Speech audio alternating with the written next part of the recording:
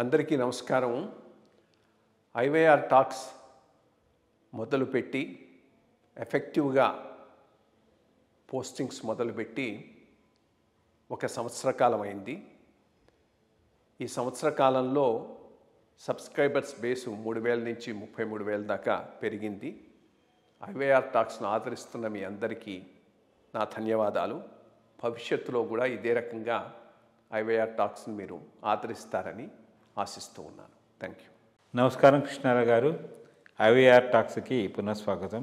శేషశైలావాస శ్రీ వెంకటేశ, ఆ శేషాచల అడవుల్లోంచి మనము ఆ భగవంతుని దర్శనానికి వెళ్తూ చాలా ఫీల్ అవుతూ ఉంటాం. Because the flora and fauna, అక్కడ ఉండేటువంటి అడవికి సంపద, జంతువులు, వృక్షజాలాలు ఇవన్నీ చూస్తుంటే అట్లాంటి శేషాచలం అడవుల్లో ఈ మధ్య మళ్ళీ అంటే ఇదివరకు నుంచేనే ఉంది. మనం ఒకప్పుడు వీరప్పన్ గ్రేటెస్ట్ స్మగ్లర్ ఎర్రచందనం అనగానే వీరప్పనే అందరి దీళ్ళలో వస్తూ ఉంటాడు. కొన్నాళ్ళు తన సామ్రాజ్యాన్ని ఛేదించి దాన్ని అంతా సక్సెస్ఫుల్గా, అంటే దానికి పొలిటికల్ సపోర్ట్ ఉంది, అఫీషియల్ సపోర్ట్ ఉంది, అందరి సపోర్ట్ ఉంది, తను చేసుకుంటూ వచ్చారు. ఆయన్ని తొదముట్టించేదాకా అది యథావిధిగా జరుపుతోంది. మళ్ళీ ఇప్పుడు తెర మీదకి వచ్చింది. అంటే ఇదివరకు ఉంది, లేదని కాదు. మరి సంవత్సరం పైన అయిన తర్వాత మరి పవన్ కళ్యాణ్ గారు మొన్న సడన్గా మళ్ళీ దీనికి వెళ్ళి ఈ ఎర్రచందనం యొక్క స్టోరేజ్ ప్లేసెస్కి వాటికి వెళ్ళి ఆయన మామూలుగా మరి అది రాజకీయంగా ఆయనకి మైలేజ్ వస్తుందా లేకపోతే మరి ఏమీ తెలియదు. ఎవడైనా దీన్ని ఇష్టం వచ్చినట్టు చేస్తే వీళ్ళ తాట తెలుస్తానని చెప్పి ఆయన సినిమా డైలాగ్ కింద ఒక డైలాగ్ కొట్టారు.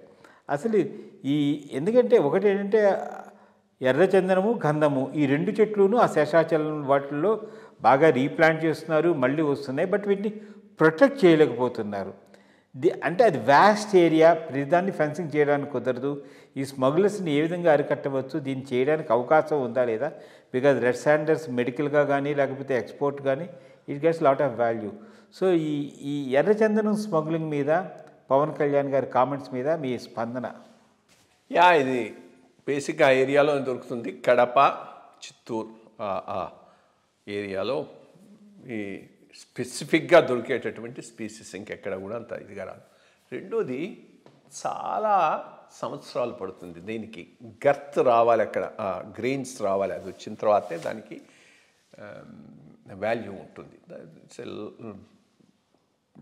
Long period thing. అందుకని మరి అదే బేసిక్గా దీనికి డిమాండ్ జపాన్ ఏరియా నుంచి మ్యూజికల్ ఇన్స్ట్రుమెంట్స్ కోసం వాటి కోసం అని చెప్తారు. ఏదైనా కానీ దీని స్మగ్లింగు, రవాణా అనేది కొత్తది కాదు, మొదటి నుంచి ఉన్నది. చాలా చాలా powerful forces are working on that. And political connections లేకుండా ఇది జరిగేటటువంటి అవకాశం లేదు. ఎండేంజర్డ్ స్పీసీస్ కొట్టేటట్టు బట్టి వాటి వీరప్పన్ దెబ్బకి అక్కడ గంధమే లేకుండా పోయింది. ఇక్కడ కర్ణాటక షిమోగా ఏరియాలో ఇది కూడా ఎక్కువ రోజులు ఉండేటటువంటి అవకాశం లేదు. ఇక్కడ కూడా రెడ్ శాండర్స్ కొన్నాళ్ళకు లేకుండా పోయేటటువంటి అవకాశమే జాస్తిగా ఉంది.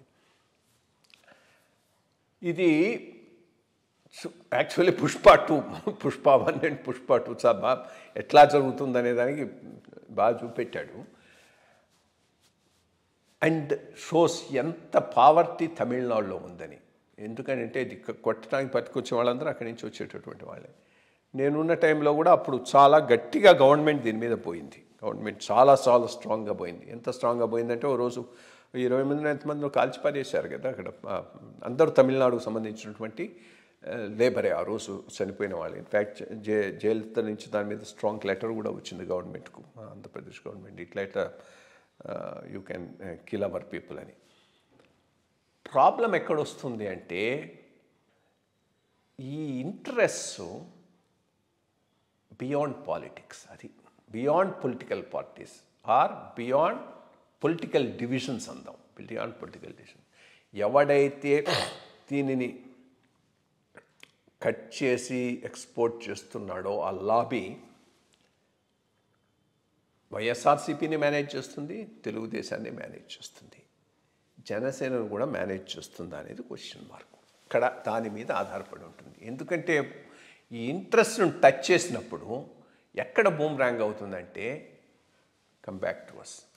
ఇప్పుడేమని అది ఇదంతా వైఎస్ఆర్సీపీ వాళ్ళకు సంబంధించిన వాళ్ళని టచ్ చేశారనుకో, అది అది అక్కడ అది party neutral.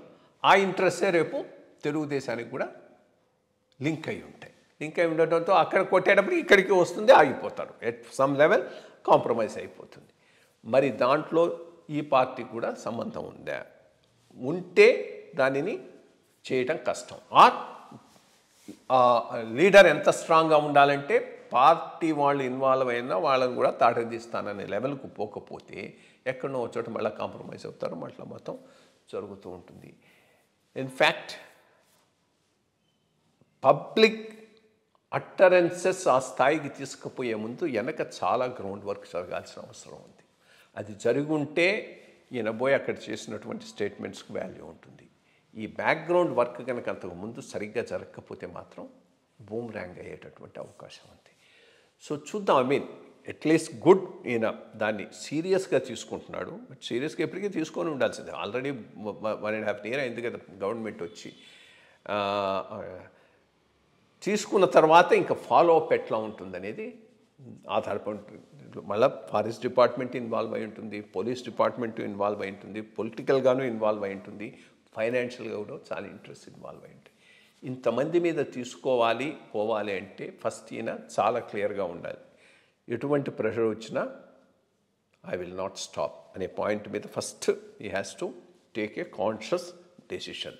Then pick up good people. Most important పోలీస్లోను ఫారెస్ట్లోను రైట్ పీపుల్ను పికప్ చేసి దెన్ తన దాన్ని ఆర్గనైజ్ చేసుకొని గట్టిగా కొట్టాలి. ఎంత గట్టిగా కొట్టాలి అంటే ఆ పైన ఎవరు వచ్చినా కానీ వాడు మళ్ళా చేయటానికి రెడీగా ఉండకూడదు. అండ్ దీనికంతా చాలా డీటెయిల్డ్ వర్క్ చేయాలి. మొత్తం ట్రైల్ను మొత్తాన్ని మ్యాపింగ్ చేయాలి. మ్యాపింగ్ చేసి అన్ని ఇంట్రెస్ట్ను తీసాలి, వాళ్ళ అసెట్స్ను ఫ్రీజ్ చేయాలి. So it's a very very mission mode approach. లేకపోతే సక్సెస్ అయ్యే అవకాశం. గవర్నమెంట్ ఆఫ్ ఇండియాను కూడా ఇన్వాల్వ్ చేయాలి. ఇప్పుడు ఈయన గవర్నమెంట్ ఆఫ్ ఇండియాలో ఉన్న good relationship will help him. But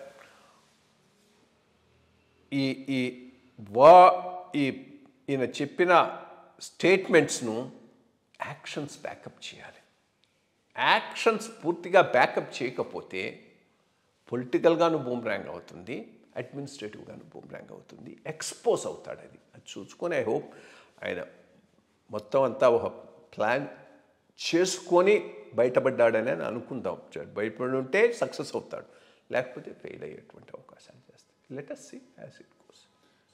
అంటే ఇప్పుడు టెక్నాలజీ బాగా డెవలప్ అయింది కాబట్టి, అంటే రిమోట్ శాటిలైట్ కంట్రోల్ ద్వారా ఈ ఏరియానంతటి నేను ఇది చేసి ఎవ్రీ మూమెంట్ని పసిగట్టి దాంతో దీన్ని అరెస్ట్. ఎందుకంటే డీప్ రూటెడ్ ఫారెస్ట్ లోపల మీరు అన్నట్టు తమిళనాడు నుంచి వాళ్ళందరూ లైఫ్ రిస్క్ చేసి ఇల్లిటరేట్ లేబర్ని యూజ్ చేసి వాళ్ళ జీవితాలు పణంగా పెట్టి పెద్ద పెద్ద వాళ్ళందరూ చేస్తూ ఉంటారు. So with the help of technology దీన్ని కొంచెము అంటే మోర్ ట్రాన్స్పరెంట్గా రావడానికి ఎవ్రీథింగ్ కెమెరా లెన్స్ని ఎవరు తప్పించుకోలేదని అంటారు కదా. సో అట్లాంటి ఇది చేసి చేయడం వల్ల దీన్ని ఏమైనా నియంత్రించడానికి అవకాశం ఉంటుందా? ఇప్పుడు ఒక థింగ్ ఏంటంటే టెక్నాలజీ మనకి అవైలబుల్గా ఉంటే పక్కవాడికి కూడా అవైలబుల్గా ఉంటుంది, చేసేవాడికి కూడా అవైలబుల్గా ఉంటుంది. ఎప్పుడూ కూడా అంతకుముందు ఫారెస్ట్ డిపార్ట్మెంట్కి ఎంత టెక్నాలజీ ఎంత నెట్వర్క్ ఉందో స్మగ్లర్కు అంతే నెట్వర్క్ ఉంది. సో ఆ లెవెల్లో ఆ ఇద్దరి మధ్య ఇది నడిచింది. ఈరోజు మనకు బెటర్ టెక్నాలజీ ఇది ఉందంటే స్మగ్లర్ కూడా అదే టెక్నాలజీ అవైలబుల్గా ఉంది. సో దాంతో మనం డిపార్ట్మెంట్ని అవాయిడ్ చేయడానికి కూడా వాడికి he will make use of it. So technology వలన డిపార్ట్మెంటు స్ట్రెంగ్తన్ అయింది, వాళ్ళను నియంత్రించగలదు అనేది నేను ఒప్పుకోను. పొలిటికల్ విల్లు పొలిటికల్ బ్యాకింగు గట్టిగా ఉండి సరైన ఆఫీసర్లను కడేసి ఎస్ యు గో హెడ్ అంటే అప్పుడు డెలివరీ ఉంటుంది.